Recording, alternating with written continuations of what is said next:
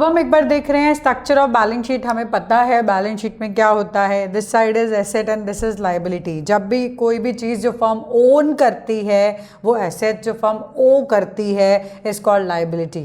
देखो जो भी फर्म के पास है, कोई भी फिक्स एसेट है, प्लांट है, मशीनरी है, बिल्डिंग है, कुछ भी है, वो एसेट है। उसका ओपनिंग बैलेंस परचेज किया है तो ऐड कर दो, डेप्रिसिएशन हुआ है, कम हुई है तो वो माइनस कर दो। हर एसेट के साथ ये हमें करना है। अगर कोई भी एसेट हमने खरीदी है तो उसमें ऐड करना है, उसका कोई डेप्रिसिएशन है या सेल हुई है तो उसको माइनस करना है, उसका बैलेंस लिखना है।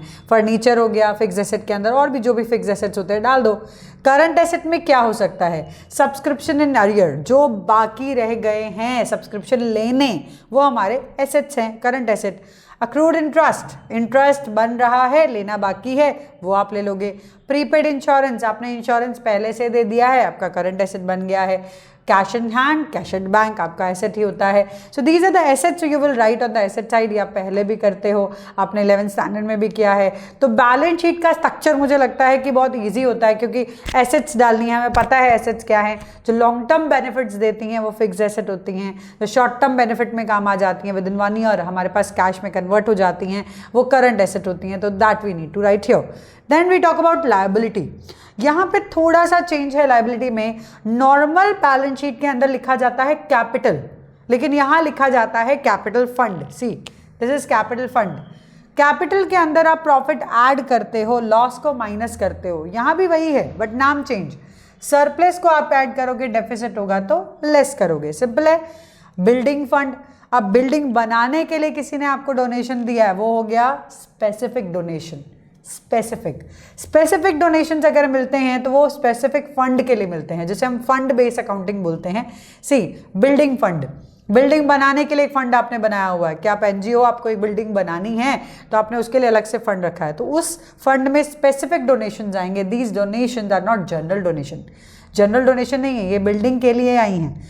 वहाँ पे बिल्डिंग का जो डोनेशन आया वो वहीं ऐड कर देना है, और बिल्डिंग का जो खर्चा हुआ है, जो एक्सपेंस हो रहा है, जो बन रही है बिल्डिंग, वो उसी में से निकालना है।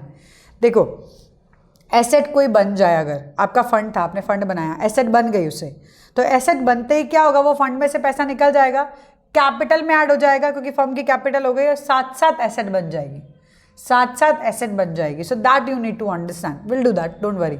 Then we talk about current liabilities. अगर आपको कोई रेंट आउटस्टैंडिंग है, कोई भी एक्सपेंसेस XYZ, कोई भी एक्सपेंसेस आउटस्टैंडिंग है, देने बाकी हैं, तो वो सारी हमारी करंट लायबिलिटी में चली जाएंगी।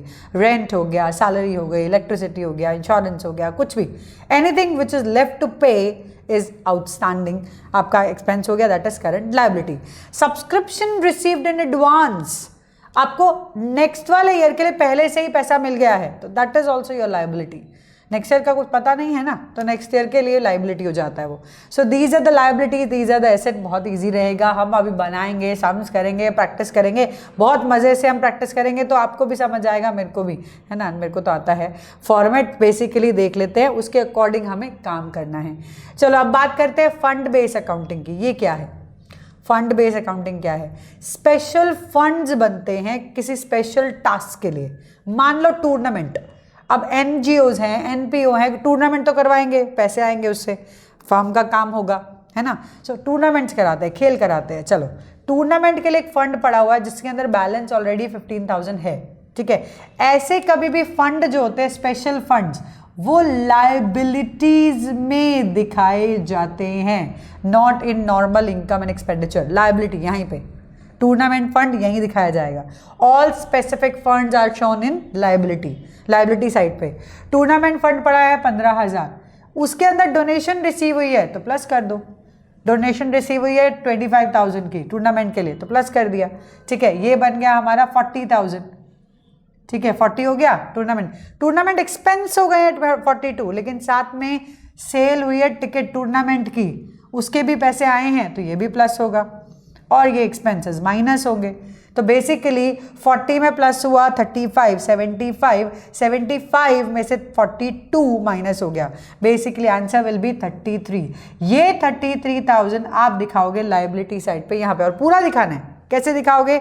आप लिखोगे tournament fund, add donation related to tournament fund, deduct expenses of tournament fund, add sale of tickets of tournament fund, या पहले सेल को ऐड कर दो फिर बाद में एक्सपेंसेस माइनस कर दो, क्योंकि माइनस प्लस का चक्कर ना हो, सारे एक साथ प्लस एक साथ माइनस, तो आपको इजी रह जाएगा। यहाँ 33,000। तो फंड बेस्ड अकाउंटिंग क्या है? स्पेशल चीज़ों के लिए पैसा अगर आए तो आपको उसको लायबिलिटी में दिखाना है, नॉर्मल इनकम एंड एक्सपेंडिचर में नहीं। ध्यान रखना, इनकम एंड एक्सपेंडिचर में नहीं, स्पेशल है स्पेशल ट्रीट करो, बैलेंस शीट में लेकर जाओ। तो these are the special funds. करते हैं एक दो सम और करेंगे। अब हम प्रैक्टिकली बेसिकली सारी चीज़ें प्रैक्टिकल करने वाले हैं। मैं लास्ट में आपको डिफाइन करूंगी what is the difference between receipt and payment and income and expenditure, क्योंकि वो आप ही बता पाओगे मुझे लास्ट में। सो अब हम स्टार्ट करने वाले हैं प्रैक्टिकल क्वेश्चंस ऑफ एनपीओ।